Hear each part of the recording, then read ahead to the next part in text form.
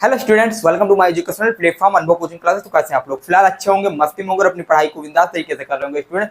तो स्टूडेंट, जैसा कि हम जानते हैं, हमारे छोटे से प्लेटफॉर्म के माध्यम, अपने छोटे से परिवार के माध्यम से, छोटे चैनल के माध्यम से आप लोग की बेस्ट स्टडी के साथ यूपी बोर्ड की प्रिपरेशन कराई जा रही है। उसी के लिए मैं लेकर आ चुका एक छोटा सेशन। आज के इस लेक्चर में, आज के सेशन में बात करने वाले क्लास 10th के मैथ के बारे में। मैथ का टॉपिक रहने वाला है। इसमें बात करेंगे जो भी मोस्ट इंपॉर्टेंट क्वेश्चन रहने वाले हैं। देखिए, हमारा जो टॉपिक है मैथ है। मैथ में आज इंपॉर्टेंट क्वेश्चन यानी मोस्ट इंपॉर्टेंट क्वेश्चन के बारे में बात करेंगे। देखिए, हमारे पास रखा यूपी बोर्ड।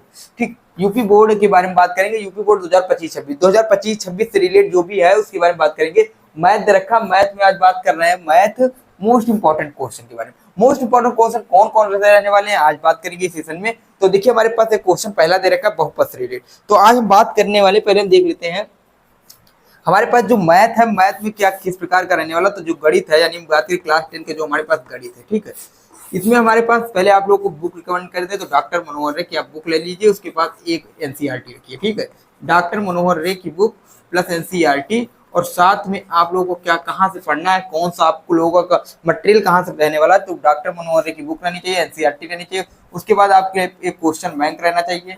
ठीक, क्वेश्चन बैंक अब आप लोगों के पास अभी नहीं आई है, आ जाएगी मार्केट में। और एक अनसॉल्व पेपर रहना चाहिए, ठीक है, अनसॉल्व पेपर। तो इतने आप लोग के पास इतना मटेरियल रहना चाहिए। यानी आप लोगों के पास डीआर मनोहर है, डॉक्टर मनोहर की एक बुक रहनी चाहिए, या फिर कोई भी आप ले सकते हैं, किसी भी प्रकाशन की मैं रिकमेंडेशन करना चाहूंगा, किसी को कोई भी हो आप लोग के लिए जो बेस्ट जो सुटेबल रहे।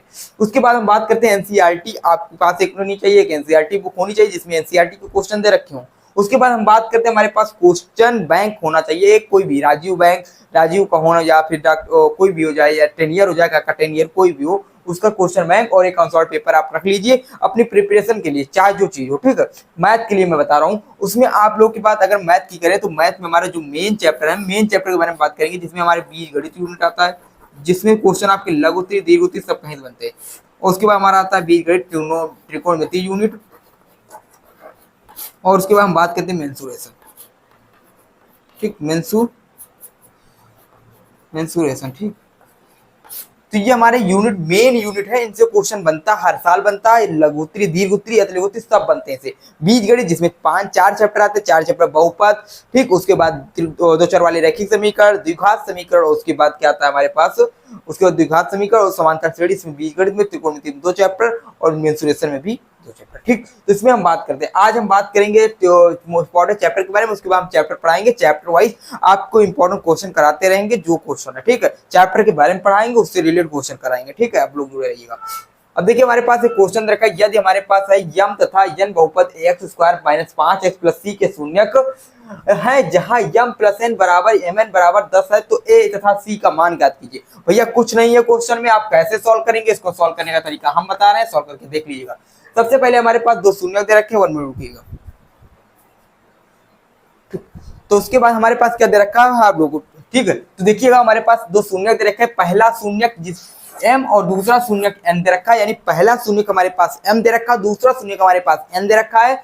बहुपद हमारे पास ax² - 5x + c दे रखा है, ठीक। अब इसको क्या बताया जा रहा है कि शून्यक जहां m + n और m n बराबर 10 है, जहां m + n, m + n का मतलब होता है अल्फा प्लस बीटा, यानी शून्यक हो रहा है तो क्या लिखते हैं माइनस के b/a, ठीक। और अल्फा इंटू बीटा होता है तो क्या लिखते हैं शून्यकों का गुणनफल, यानी c/a।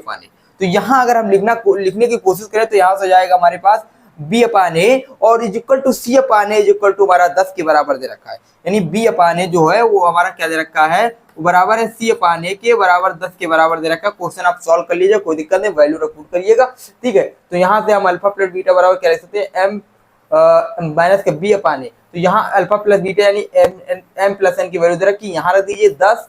और उसके बाद दे रखा माइनस के b हमारे पास दे रखा -5, तो 5 5 हो जाएगा 5 प्लस का माइनस प्लस का। और उसके बाद यहाँ वैल्यू पुट करेंगे तो 10 और 10 से कट जाएगा 5 दूनी 10, तो 1/2 आ जाएगा। आप लोग कर लीजिएगा, क्वेश्चन कर लीजिएगा, ठीक है। नहीं आएगा तो कमेंट कर दीजिएगा, हम क्वेश्चन करा देंगे अगले वाले सेशन में।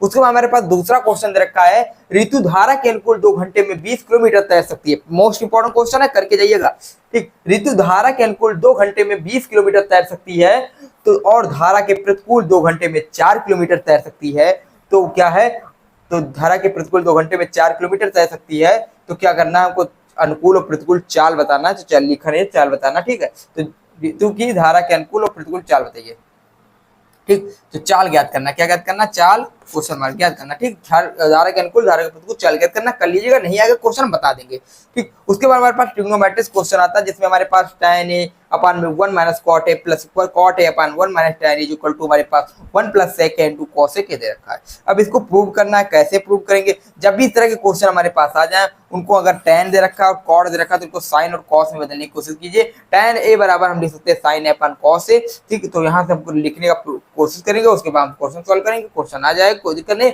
अगर नहीं आएगा तो कमेंट करिएगा, हम बताएंगे, क्वेश्चन इंपॉर्टेंट है इसलिए टिप्पणी एक्स्ट्रा लगाइए इस पे, ठीक। ये क्वेश्चन आपकी बोर्ड एग्जाम के लिए मोस्ट इंपॉर्टेंट। उसके लिए हम बात करते हैं, ये वाला क्वेश्चन हमारे पास साइन थीटा अपान में 1 plus cos theta plus 1 plus cos theta upon में sine theta equal to 2 cos theta.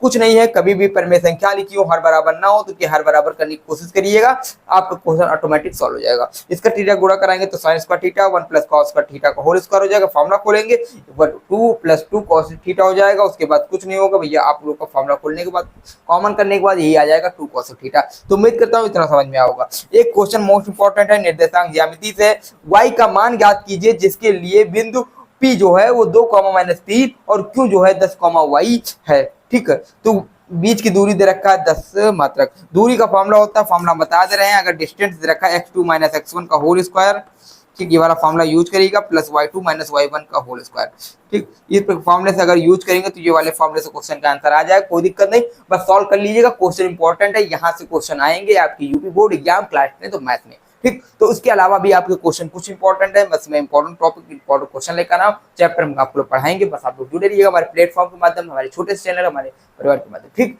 तो फिर मिलते हैं अगले वीडियो के साथ, अगले सेशन के साथ में, समझ में आया हो क्वेश्चन इंपॉर्टेंट है, तैयार कर लीजिएगा, ठीक। फिर जय हिंद जय भारत।